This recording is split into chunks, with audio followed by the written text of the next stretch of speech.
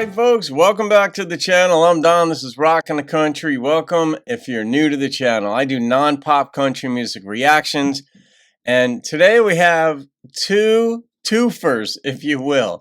I did two reactions already, George Jones and Tony Jackson, and this may have happened twice in the channel. I don't know how many times in the 8 years I've been doing this, but there were two 10s given in a row. George Jones's I Don't Need Your Rocking Chair got a 10, and Tony Jackson's Do You Remember Country Music, a 10. Now, so that was the first twofer. Here's the second twofer. I'm doing a reaction, a gift request. Kevin Bounds made a gift to the channel for me to do Amber Dotson's song, Don't Drink the Water. The next reaction I'm doing happens to be Amber Digby, and that's a gift request of Roger Smith's. So we've got two Ambers in a row. And every so often in life, if you study data distributions and probabilities and combinations and all this stuff, every so often there's going to be an intersection of unusual events. And but today we've got Amber D and then Amber D. Two different people. Let's get into this one. Don't Drink the Water. I don't know what this one's about. All right, here we go. Thank you, Kevin, for this gift, my friend. Kevin's an artist himself, so.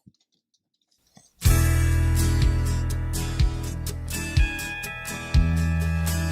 love her voice. Hello, honey, have you got a minute? Our friends are acting funny, don't know what's got in them. Sue called about Joe, her introvert. It sounds like you're strumming, Kevin. Seems he's chasing anything in a skirt. And David's Kathy, who could hardly spell, wrote a Dear John letter mighty well. And Cindy Harper caught whatever they've got. Ouch. She and Randy untied the knot. So don't drink the water, don't breathe, yeah. That's nice.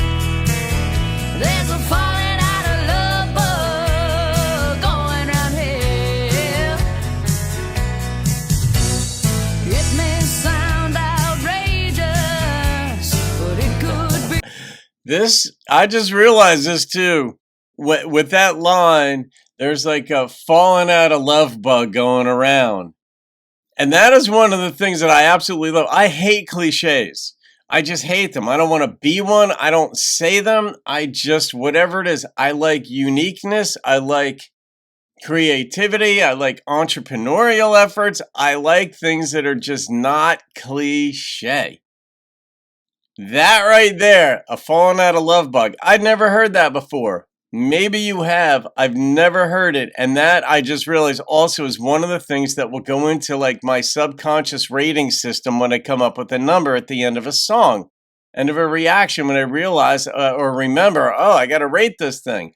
That kind of line right there, falling out of love bug, I'm like, oh, that makes me feel good just because it's not cliche. I'd never heard it. Somebody came up with that line for the first time. I don't know if it was the lyricist here or if he or she had heard it before. Contagious. So don't drink the water, don't breathe the air. Yeah, that's definitely country guitar.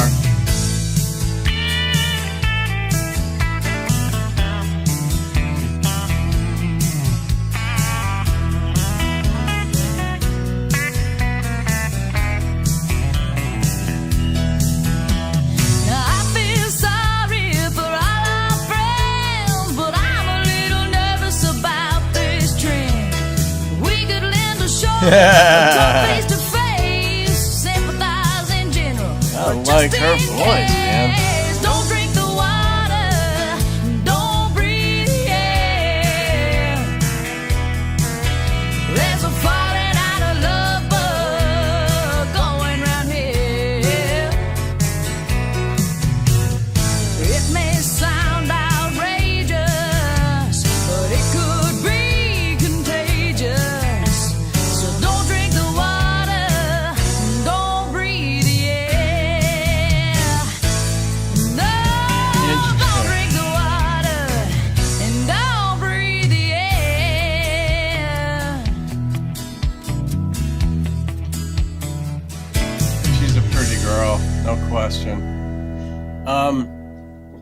Here's another thing too. All right, so the title of the song, Don't Drink the Water, but it's followed up immediately by Don't Breathe the Air. Two things to be said about that. One, that lyric, Don't Breathe the Air, wasn't on the page at some point.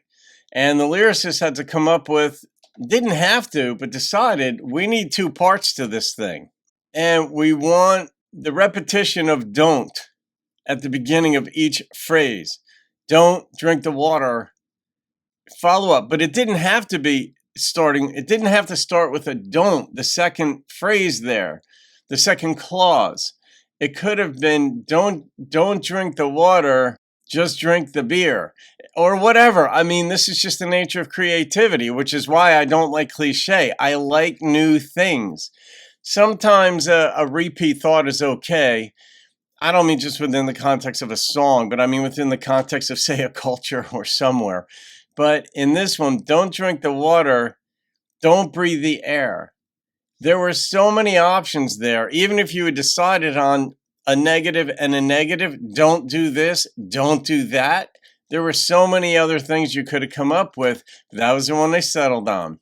And I only pointed out not because it was necessarily brilliant, but it's just so that you could get inside the maybe it's just me revealing the way my mind works and what I appreciate, because I'm about like the genesis of things, of ideas. Like, where do they start?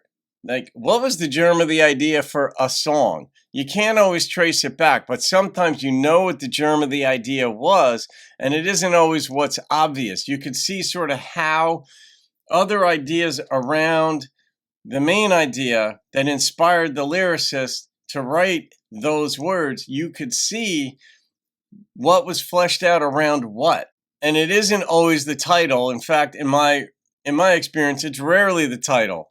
You don't want to give away the meaning of the song in the title. Sometimes you do. Sometimes you want to let people know what the song is about. Sometimes you really don't have a choice. It just sort of like dictates itself. Like, it Can't Get No Satisfaction by the Stones. I mean, I know it's an iconic song, so it seems like you couldn't name it any other thing. You could have, but really, that song title wrote itself. In this one, Don't Drink the Water, it was a play on a cliche.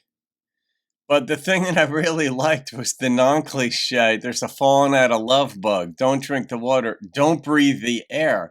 And that de-cliched it, if you will. But don't breathe the air, because I've not heard that one before either. That's really, because you can go like something like 7 days without water. You can go like a month without food, depending on your weight and such. I mean, you might be able to go longer, but you can only go about 2 minutes without oxygen before you pass out, unless you've trained yourself to go longer. But you really can't go that. You can't go double-digit minutes without oxygen without doing brain damage, unless you're a world-class pulmonary, not just expert, but you trained yourself to go, deep divers, that don't use scuba and such. For the most part, don't breathe the air. We all know what that means, and that is intense. And both showed up in the song. It sort of went from pretty intense, don't drink the water. All right, I can make it to the next town before I drink their water. Stop at the next rest stop and get a bottle of water. But don't breathe the air. I can't go that many exits without breathing. Kevin, good choice. Why do I think you had something to do with this song? The strumming reminded me of you, and the cadence, if you will, the pitch of the guitar kind of reminded me of you. Some of the lyrics in here reminded me of you. The video reminded me of some of the things that you've done. It just kind of had your stamp on it. But I've heard a lot of your music too, and I kind of have gotten in tune with it. And I know you've requested Amber a couple of times before. I really like her voice. I don't know where she's at with her career right now. Is she, writing songs for other artists? Is she big on the Texas music scene? Not quite sure. Maybe you could fill me in on that. Maybe Amber herself will see this, and if she ever responds to social media. Some artists don't, just because that's a slippery slope. Then everybody expects you to respond to them, and they get their feelings hurt and all that. It's sort of like a tightrope that artists walk. But when artists respond and to the reactions and stuff, we love that here. But all that said, you can fill us in on Amber's whereabouts, what she's doing. And she's probably got shows coming up. I'm hopeful because she certainly is going to build a nice fan base with that voice. She's got the aesthetic. There's no question. She's beautiful. So she's got the pieces to have a nice career. But that song popped along, and it just absolutely popped right along. And it kind of put a goofy smile on your face, even though it was a really sad theme. Like in concert, and you're with your girl, or girl, you're with your guy. This is one of those songs you're like, oh crap, it's kind of about us. It wasn't written for us, but it might apply. And then you're like, ew, do I really dance all out to this? Anyway, all right, I'm going to rate this song, and the number that immediately popped into my head was an 8.8. And I'm going to remember that lyric. There's a falling out of love bug instead of love bugs to happy bugs. This is the opposite. So, well done. All right, guys, I hope you enjoyed that. You can thank Kevin Bounds for that one. Have a great day. See you on another video and keep rocking the country.